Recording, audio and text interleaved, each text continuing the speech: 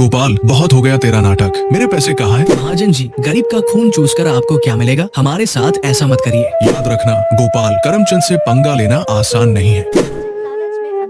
गाँव वालों, अब तो सब साफ है। मंदिर के गहने चुराने वाला यही गोपाल है। चोरी करने वाले की एक ही सजा है, गांव से बाहर निकाल देना।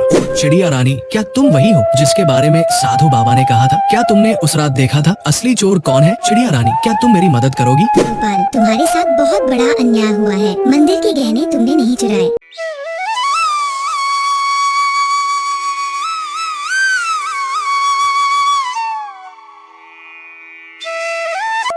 सुबह के वक्त मिट्टी के छोटे से घर में चूल्हा जल रहा था, जिस पर लोहे की कड़ाही में थोड़ी सी सब्जी पक रही थी। अचानक दरवाजा खटखटाने की आवाज आती है। अरे, इतनी सुबह सुबह कौन इतने जोर जोर से दरवाजा पीट रहा है? गोपाल, बहुत हो गया तेरा नाटक। मेरे पैसे कहाँ हैं? महाजन जी, कल ही तो मैंने आपको पूरी रकम दे दी थी और पूरा हिसाब पक्का कर दिया था, और मैंने आपके पुराने पैसे भी कब के लौटा दिए हैं। देर की वजह से तेरा ब्याज बढ़ गया है। अब वो उधार तुझे 5 गुना ब्याज के साथ लौटाना होगा। 5 गुना? महाजन जी, ये तो अन्याय है। मैंने मेहनत करके ब्याज सहित पूरे पैसे चुका दिए हैं। मैं गरीब आदमी इतना भारी ब्याज कैसे दे सकता हूँ? ज्यादा जुबान मत चला। अगर पैसा नहीं दिया ना, तो तेरे घर का ताला तोड़कर बर्तन, कपड़ा सब उठा ले जाऊंगा। तेरी बैलगाड़ी भी बेच दूंगा। महाजन जी, गरीब का खून चूसकर आपको क्या मिलेगा? हमारे साथ ऐसा मत करिए। इतना ज्यादा ब्याज मैं नहीं दे पाऊंगा। पैसे तो तुझे देने ही पड़ेंगे। देख लूंगा मैं तुझे। याद रखना गोपाल, करमचंद से पंगा लेना आसान नहीं है। महाजन गोपाल को धमकाते हुए चला जाता है, लेकिन जाते जाते अपने नौकर झामरू को कहता है, इस गरीब भिखारी की इतनी मजाल। मुझे ना बोलकर इसने गलती कर दी। इसे तो सबक सिखाना पड़ेगा, ताकि गांव में बाकी गरीब भी डर में रहें। आप बताइए, ये जिंदगी कब बदलेगी? रोज रोज 2 वक्त की रोटी के लिए जूझना पड़ता है।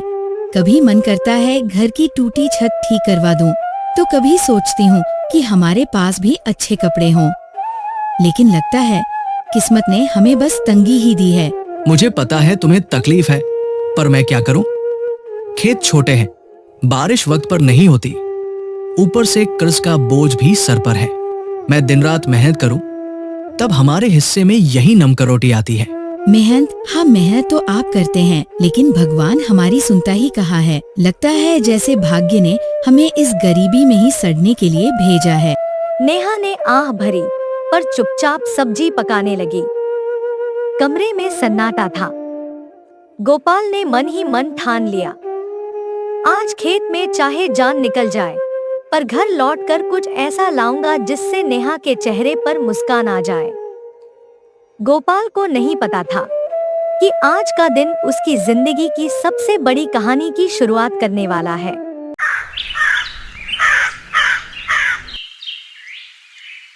सुबह के वक्त गोपाल खेत जाने के लिए घर से निकल रहा है। सुबह की हल्की हल्की धूप खेतों पर पड़ रही थी। नेहा के मन में आज कुछ हलचल सी चल रही थी। गोपाल रोज गांव के बीच से होकर जाने वाला रास्ता पुराने शिव मंदिर के पास से गुजरता था। मंदिर में उस वक्त बस पुजारी ही थे। प्रणाम पंडित जी, कैसे हैं आप? तबीयत ठीक है ना आपकी? हाँ बेटा, सब अच्छा है। भगवान का आशीर्वाद तुझ पर हमेशा बना रहे। पुजारी से बात करके गोपाल अपने खेत की तरफ निकल जाता है। उसी शाम गांव का महाजन करमचंद अपने नौकर के साथ बैठा था। अरे झामरू, सुन, मंदिर के गहनों को देखकर मेरा जी ललचा गया है। कल रात मंदिर में जो सोने चांदी के गहने हैं ना, वो मेरे घर में होने चाहिए। महाजन जी, पर ये तो पाप का काम होगा। भगवान के घर से गहने चुराना अच्छा नहीं लगेगा। अरे मूर्ख, भगवान को क्या जरूरत है गहनों की? असली भगवान तो पैसा है, और पैसा इंसान के हाथ में अच्छा लगता है। पर गांव वाले अगर उनको पता चल गया तो? बस यही तो मजा है। चोरी हम करेंगे और इल्जाम उस गरीब गोपाल पर लगेगा। वो तो रोज मंदिर के पास से ही अपने खेत के लिए जाता है ना। हम इसी बात का फायदा उठाएंगे। आज रात ही हम अपना काम कर देंगे और सुबह हंगामा हो जाएगा। आधी रात को हम मंदिर में घुसेंगे, गहने उठाएंगे और अपने गोदाम में छुपा देंगे। झामरू डरते डरते सिर हिलाता है और अपने सेठ की बात मान लेता है। रात का समय था। महाजन लालच में अंधा हो जाता है और इस घिनौनी साजिश को अंजाम देता है।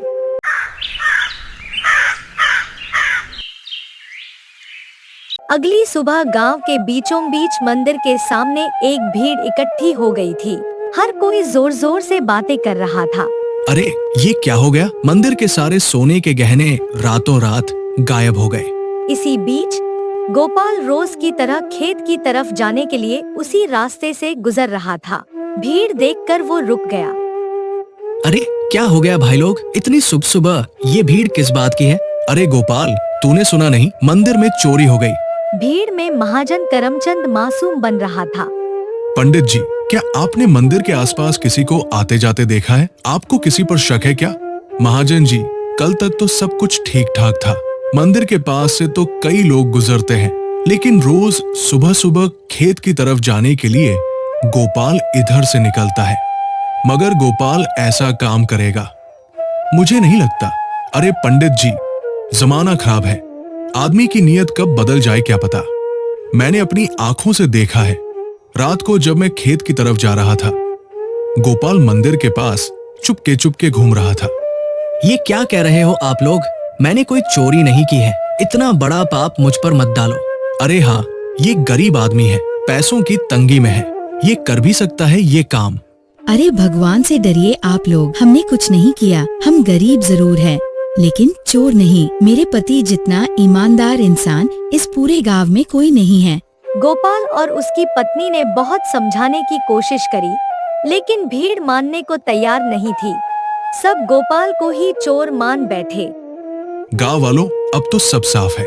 मंदिर के गहने चुराने वाला यही गोपाल है। चोरी करने वाले की एक ही सजा है, गांव से बाहर निकाल देना। हाँ, इसे यही रहने देंगे तो कल हमारे घरों से भी चीजें गायब हो जाएंगी।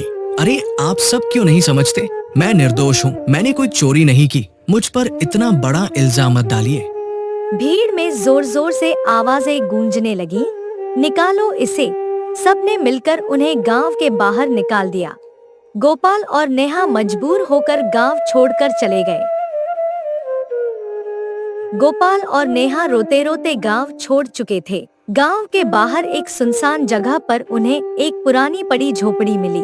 सुनिए जी, ये जगह कितनी सुनसान है, ना खाने को कुछ है। अब हम क्या करेंगे? क्या करें नेहा?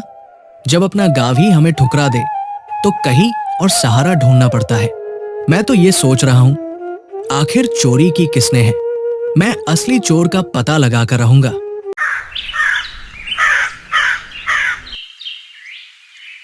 अगली सुबह गोपाल नेहा को घर पर छोड़कर खाने की तलाश में जंगल की ओर चल गया। अचानक घने जंगल में सामने से एक पंडित जी प्रकट होते हैं। बेटा, तू कौन है? तेरे चेहरे पर चिंता की रेखाएं साफ दिख रही है। बाबा, मैं इस गांव का ही रहने वाला हूँ, पर अब गांव वालों ने मुझे निकाल दिया है। सब लोग मुझ पर चोरी का झूठा इल्जाम लगा रहे हैं। गोपाल रोते रोते साधु बाबा को पूरी कहानी बताता है। बेटा, तेरी आंखों में छल नहीं है। तू सच्चा और साफ दिल का इंसान है। तेरी पीड़ा मैं समझ सकता हूँ, पर चिंता मत कर। भगवान न्याय करते हैं। असली चोर जल्द ही सामने आएगा। पर बाबा, कैसे? सब मुझे ही दोषी मान रहे हैं। मैं कैसे साबित करूं कि मैं निर्दोष हूं? इस जंगल में एक श्रापित चिड़िया रहती है। उसने अपनी आंखों से असली चोर को देखा है। वही तुझे सच तक पहुंचने में मदद करेगा। जा बेटा, उस पंछी को ढूंढ और उससे मदद मांग। वो पंछी तेरी जिंदगी बदल देगी। साधु बाबा गोपाल को आशीर्वाद देकर अचानक गायब हो गए। गोपाल तुरंत ही उस चिड़िया को ढूंढने के लिए निकल गया। वह थकाहारा भटक रहा था। अचानक तभी उसकी नजर एक पंछी पर पड़ी। ओ चिड़िया रानी, क्या तुम वही हो जिसके बारे में साधु बाबा ने कहा था? क्या तुमने उस रात देखा था? असली चोर कौन है? चिड़िया रानी, क्या तुम मेरी मदद करोगी? चिड़िया उसकी आंखों में देखती है। अचानक चिड़िया की आंखों से एक अजीब सी चमक निकलती है और वह इंसानी आवाज में बोल उठती है। गोपाल, तुम्हारे साथ बहुत बड़ा अन्याय हुआ है। मंदिर के गहने तुमने नहीं चुराए। असली चोर तुम्हारे गांव का महाजन करमचंद और उसका नौकर झामरू है। उसने चालाकी से तुम्हें बलि का बकरा बना दिया। क्या? तो यही सच्चाई है चिड़िया रानी। अब मैं क्या करूं? ये सच गांव वालों तक कैसे पहुंचाऊं? समय आने दो गोपाल, सच को कोई दबा नहीं सकता। मैं तुम्हारी मदद करूंगी। तुम मुझे कल गांव लेकर चलो। मैं वहां जाकर सबको सारी सच्चाई बताऊंगी और तुम्हें निर्दोष साबित करूंगी।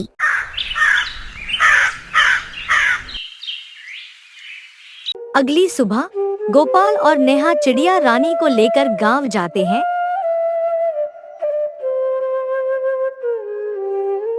और सबको बुलाते हैं।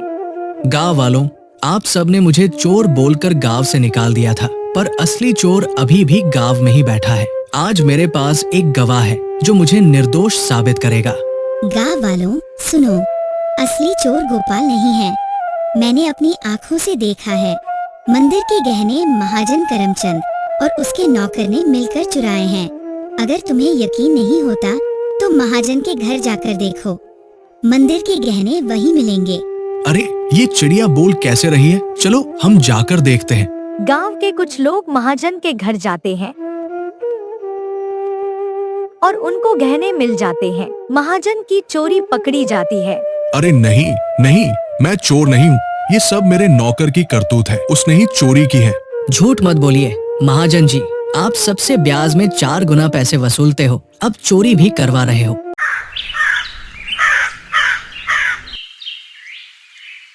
महाजन ने पूरे गहने वापस मंदिर में रखवा दिए। पूरे गांव वालों ने गोपाल से माफी मांगी और सबने पूरे आदर सम्मान के साथ गोपाल और नेहा को गांव वापस बुलाया। गोपाल और उसकी पत्नी नेहा अब वापस अपने घर आ गए थे।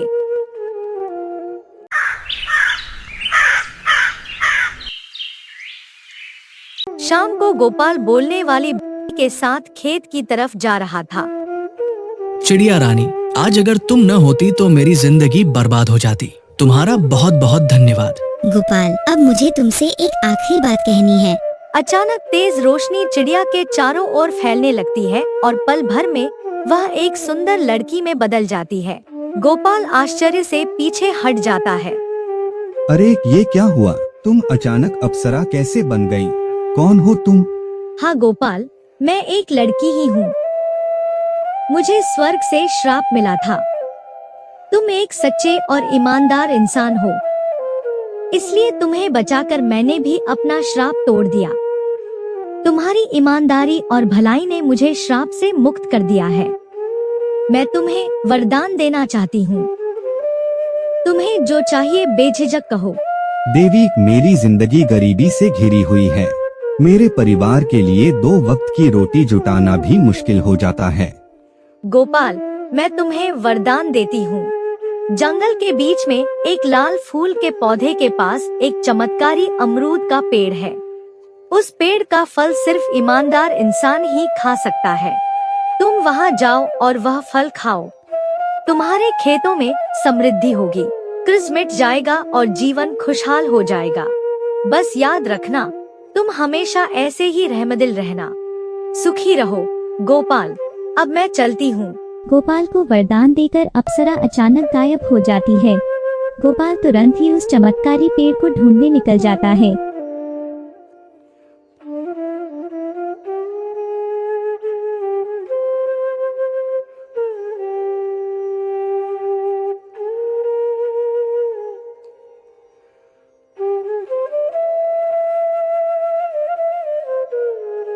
वह पेड़ के पास पहुंचता है जिसकी टहनियों पर सुनहरे फल चमक रहे थे। पेड़ देवता, मुझे पारी ने आपके पास भेजा है।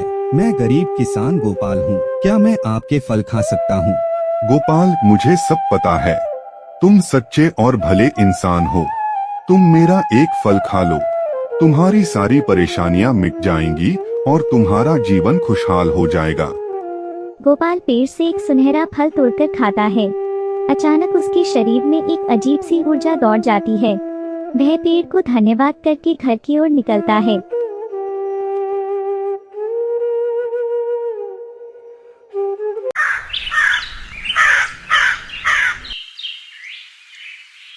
और जैसे ही वह घर के पास पहुंचता है, अरे सुनिए, ये क्या हो गया? हमारी झोपड़ी कहाँ गई? इतना बड़ा घर कैसे बन गया? हाँ प्रिय, यह सब भगवान की कृपा है। जंगल में मुझे एक अप्सरा मिली। उसने मुझे चमत्कारी पेड़ का रास्ता बताया। उस पेड़ ने मुझे फल दिया और जैसे ही मैंने खाया, हमारी किस्मत बदल गई। अब गोपाल और नेहा अपने नए घर में खुशी से रहने लगे। गोपाल हमेशा रहमदिल रहा और गांव में सबकी मदद करने लगा। सारे गांव में गोपाल की बहुत इज्जत होने लगी। एक दिन गांव वालों को गोपाल की तारीफ करते महाजन करमचंद ने सुन लिया। करमचंद को जलन होने लगी और उसने नौकर को गोपाल पर नजर रखने को कहा।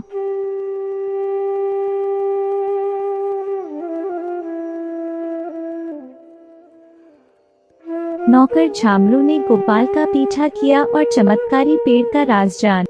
महाजन जी, मैंने सब देख लिया। गोपाल उस जंगल के बीच वाले पेड़ से बात कर रहा था। उसने उस पेड़ का फल खाया है, जिसकी वजह से उसकी गरीबी दूर हुई। क्या सच में? तो चल अभी उसी पेड़ के पास चलते हैं।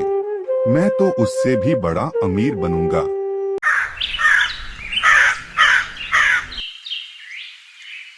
महाजन लालच में आकर तुरंत अपने नौकर के साथ जंगल की ओर निकल गया। वो लोग पेड़ के पास पहुँचे और फल तोड़ने की कोशिश करते हैं, पर एक भी फल उनसे नहीं टूटता। ओ पेड़, सुना है तूने गोपाल को फल देकर अमीर बनाया है। अब मुझे भी अपने फल दे। मैं इस पूरे गांव का सबसे बड़ा आदमी हूँ। महाजन, तू लालची है, अहंकारी है और बेईमान है। मैं अपना फल सिर्फ उसी को देता हूँ जिसके दिल में दूसरों के लिए करुणा हो। तुझे कभी यह फल नहीं मिलेगा। क्या कहा? तू मुझे फल नहीं देगा? अरे मूर्ख पेड़, अगर तू मुझे फल नहीं देगा तो मैं तुझे जड़ से काट दूंगा। अबे झामरू, कुल्हाड़ी उठा और इसे काट डाल। कोलोन महाजन पेड़ को अपने पैर से मारने लगता है और उसका नौकर कुल्हाड़ी से पेड़ काटने की कोशिश करता है। अचानक आसमान से बिजली गिरने लगी और तेज हवा चलने लगी। ठहरो, तुम दोनों को अपने लालच और पाप का फल अब यही मिलेगा। अचानक पेड़ से एक चिंगारी निकलती है। महाजन और उसका नौकर वहीं झुलसकर राख हो जाते हैं। सच्चाई और ईमानदारी की राह चाहे कितनी भी कठिन क्यों न हो, अंत में जीत हमेशा अच्छाई की ही होती है। लालच और बेईमानी इंसान को कभी सुख नहीं दे सकते। भगवान भी उसी का साथ देते हैं जिसका दिल साफ हो और जो दूसरों की मदद करता है। इसीलिए हमें हमेशा नेक रास्ते पर चलना चाहिए।